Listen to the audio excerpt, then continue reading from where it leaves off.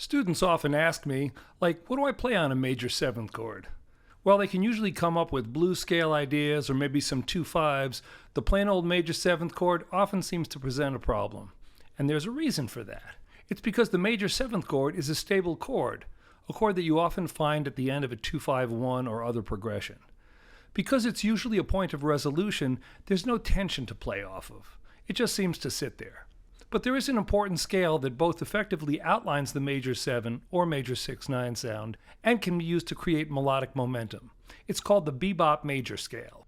You can use Bebop Major when improvising on a major 7th chord or a major 6/9 chord. So what is Bebop Major? Well, it uses the same basic principle as the Bebop Dominant scale, which is the chord tones have to fall on the downbeats. The one difference is that on major 7 or major 6/9 chords, the 6th is also treated as a chord tone. So the chord tones for this scale are the root, 3rd, 5th, 6th, and 7th. Obviously, we're talking about C major 7 here. The basic form of Bebop Major is a major scale with one extra note, the flatted 6, inserted.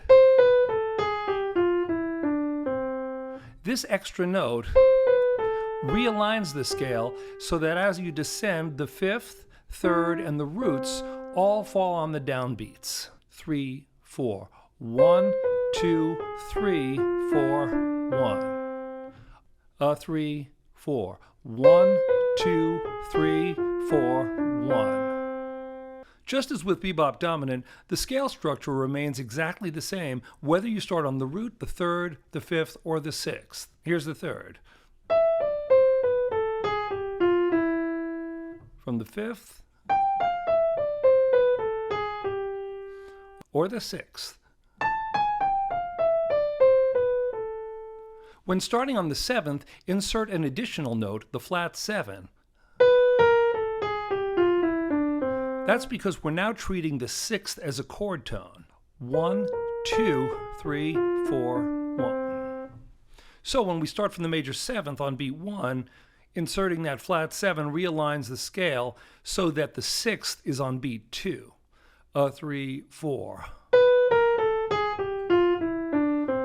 And then you just continue down so that the 5th is on beat 3. 1, 2, 3. Starting major bebop on the 7th is super easy because the first 5 notes are just a chromatic scale. And it's super fun to play because those 5 chromatic notes really generate some momentum. 1, 2, 3, 4. If you play the scale over more than one octave, you'll notice that you only insert the flat 7 once, while the flatted 6th is always a part of the basic scale structure.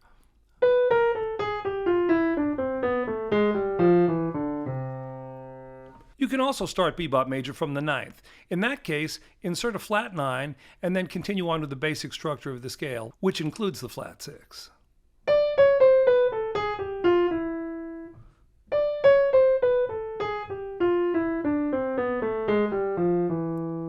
Just like Bebop Dominant, it gets boring really fast if you don't learn to start phrases on different beats. So when you practice, pick a single major 7th chord, C major 7 in this case, and start with the root.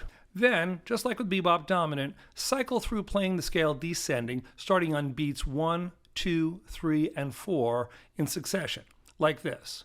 2, 3, 4. Here it is on beat 2. 2, 3, 4, 1. Here's beat 3. 1, 2. And on beat 4. 1, 2, 3. Then you'll want to use all 4 beats as starting points, starting from the 3rd of the scale, the 5th, and the 6th. And of course the 7th too. Remember that when you start on the 7th, you add 2 notes, the flatted 7 and the flat 6, so you get that easy, fun 5-note chromatic scale. 3, 4. 3, 4, 1. 3, 4, 1, 2. And from beat 4, 3, 4, 1, 2, 3. At some point, add starting from the 9th to your practice routine. The possibility of starting your line from 6 different intervals and 4 different downbeats gives you a whole bunch of expressive possibilities. Once you're comfortable with the scale and these exercises, it's essential that you practice them intentionally on tunes. So find a play along for Afternoon in Paris. This tune moves quickly from C major to B flat major to A flat major. So a good practice approach might be to play the basic scale on beat 1 of each of the 3 major 7th chords, like this. A 3, 4. B flat major. A flat major.